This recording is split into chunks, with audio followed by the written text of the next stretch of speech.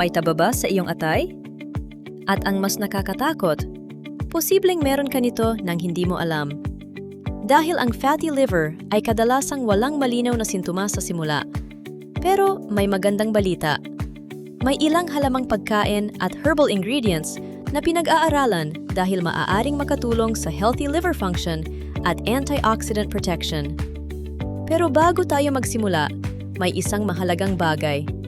Hindi sapat ang pag-inom ng herbal tea para mawala ang fatty liver.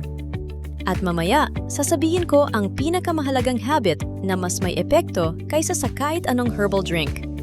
Kaya huwag munang umalis, dahil baka iyon mismo ang bagay na ginagawa mo araw-araw na unti-unting nagpapahirap sa iyong atay. #7. Turmeric, ang dilaw na pampalasa. Simulan natin sa turmeric o luyang dilaw. Matagal nang ginagamit ang turmeric bilang pampalasa at tradisyonal na halamang sangkap. Ang pangunahing compound nito ay curcumin, na pinag-aaralan dahil sa antioxidant at anti-inflammatory properties nito. Pero tandaan, hindi ibig sabihin na dahil may curcumin ang turmeric ay kaya na nitong gamutin ang fatty liver. Mas magandang tingnan ito bilang bahagi ng healthy diet, hindi bilang magic cure. Maari itong idagdag sa pagkain o inumin sa simpleng paraan. At may isa pang bagay na dapat tandaan. Kung umiinom ka ng maintenance medicines, lalo na kung may blood thinning medication ka, mas mabuting kumonsulta muna sa healthcare professional bago gumamit ng concentrated turmeric supplements. Numero 6. Luya. Simple pero kapaki-pakinabang. Number 6. Luya. Isa ito sa pinakakaraniwang halamang-halamang sangkap sa mga kusina sa Pilipinas. May mga pag-aaral tungkol sa ginger at metabolic health, kabilang ang blood sugar at lipid metabolism. At bakit mahalaga ito sa usapin ng fatty liver? Dahil ang fatty liver ay madalas na konektado sa mga metabolic problems tulad ng insulin resistance, obesity, at abnormal blood lipids. Pero tandaan, ang luya ay hindi gamot na direktang nakakapag-alis ng taba sa atay. Maari lamang itong maging bahagi ng mas healthy na lifestyle. Subukan ang simpleng ginger tea. Walang kailangang gawing sobrang tapang at lalong hindi kailangang lagyan ng maraming asukal. Numero 5. Bawang. Hindi lang para sa ulam. Number 5. Bawang. Maraming Pilipino ang araw-araw kumakain nito. Pero alam mo ba na pinag-aaralan din ang garlic para sa metabolic health? Ang bawang ay naglalaman ng sulfur-containing compounds at iba pang bioactive substances. May mga pag-aaral na tumitingin sa epekto nito sa cholesterol, blood pressure, at metabolic markers. At dito nagiging interesting ang bawang. Dahil kung ang iyong fatty liver ay bahagi ng isang mas malaking metabolic problem, ang pagpapabuti ng iyong overall diet ay maaaring mas mahalaga kaysa sa paghahanap ng isang miracle herb. Kaya imbes na puro processed food at matatamis na pagkain, gawin mong regular na bahagi ng masustansyang pagkain ang bawang. Numero 4. Green tea. Pero may importanteng babala. Number 4. Green tea. Ang green tea ay may catechins, kabilang ang EGCG, na pinag-aaralan para sa antioxidant at metabolic effects. May ilang clinical studies na tumitingin sa green tea at liver health. Pero ito ang napakahalagang distinction.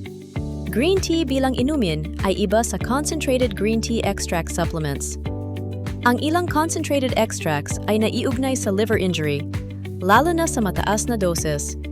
Kaya kung gusto mo ng green tea, mas ligtas na pag-isipan ito bilang ordinaryong beverage kaysa basta-basta uminom ng concentrated supplements. At syempre, iwasang gawing sugar drink ang supposedly healthy tea.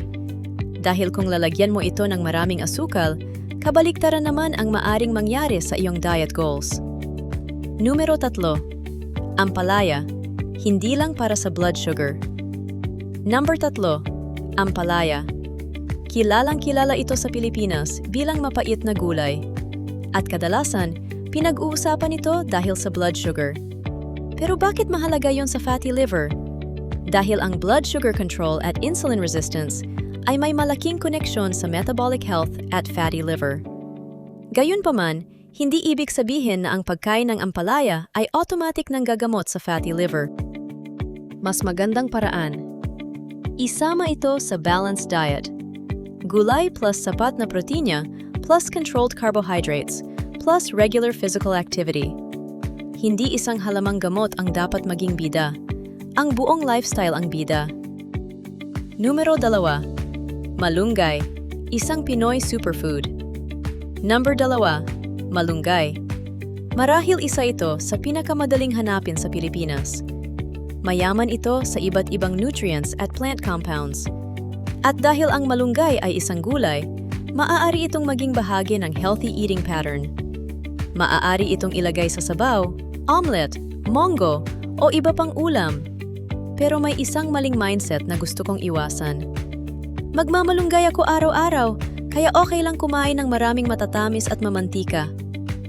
Hindi ganon gumagana ang katawan. Hindi kayang i-cancel ng isang healthy food ang araw-araw na unhealthy lifestyle.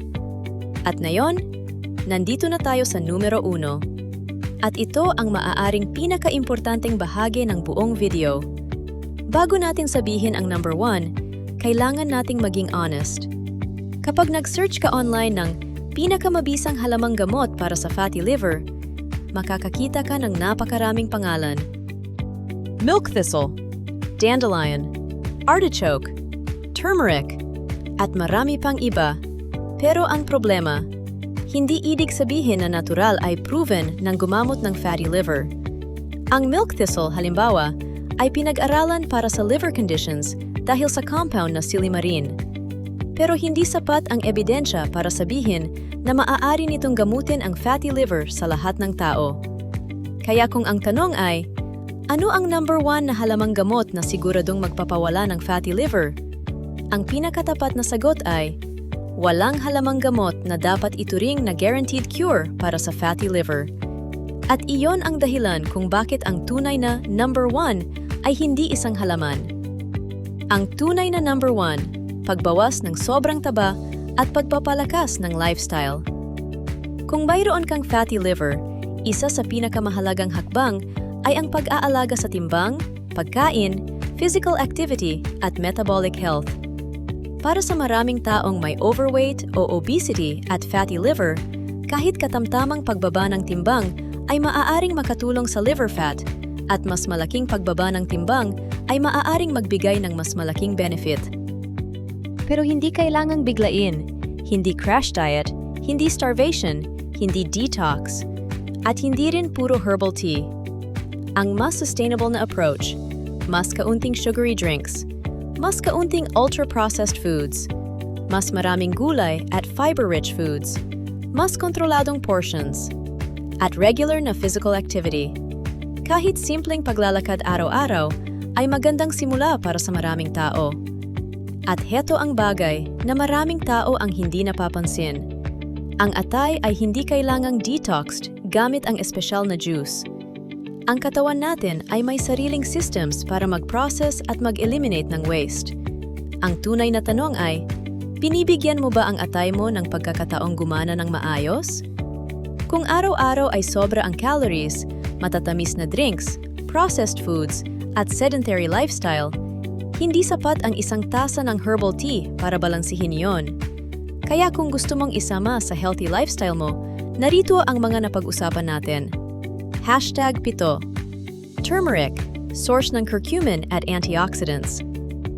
Numero 6. Luya. Maaring maging bahagi ng healthy diet at metabolic health approach. Numero 5. Bawang. Flavorful at may bioactive compounds. Numero 4. Green tea. May catechins pero mag-ingat sa concentrated extracts. Numero 3. Ampalaya. Nutritious vegetable na bahagi ng balanced diet. Numero 2. Malunggay. Nutrient-rich leafy vegetable. At ang pinakamahalaga, numero 1. Lifestyle changes. Dahil walang herbal drink ang makakapalit sa tamang pagkain, physical activity, weight management, at medical care kung kinakailangan. Kung sinabi sa iyo na meron kang fatty liver, huwag agad matakot. Pero huwag din itong baliwalain. Dahil sa maraming kaso, ang fatty liver ay maaring mamanage sa pamamagitan ng pagbabago sa lifestyle, lalo na kapag maaga itong natukoy. At kung may abnormal liver tests ka, persistent symptoms o diagnosed liver disease, makipag-usap sa doktor para malaman kung kailangan mo ng karagdagang tests o treatment. At tandaan, natural doesn't always mean safe. At herbal doesn't automatically mean effective. Kaya bago gumamit ng concentrated herbal supplements, lalo na kung may iniinom kang gamot o may liver disease ka na, magtanong muna sa healthcare professional. Kung nakatulong sa iyo ang video na ito, i-like mo ito at i-share sa isang taong maaaring nangangailangan ng information tungkol sa fatty liver. At kung gusto mo pa ng mga video tungkol sa halamang pagkain, healthy lifestyle, at natural ways para alagaan ang katawan, subscribe sa The Healing Herb 101. At comment mo sa baba, alagaan ang atay! Para malaman kung umabot ka hanggang dulo. At tandaan, hindi kailangan ng magic para alagaan ang iyong atay. Minsan, ang pinakamabisang pagbabago ay nagsisimula sa simpleng desisyon. Mas healthy na pagkain, mas aktibong katawan, at mas maingat na lifestyle araw-araw.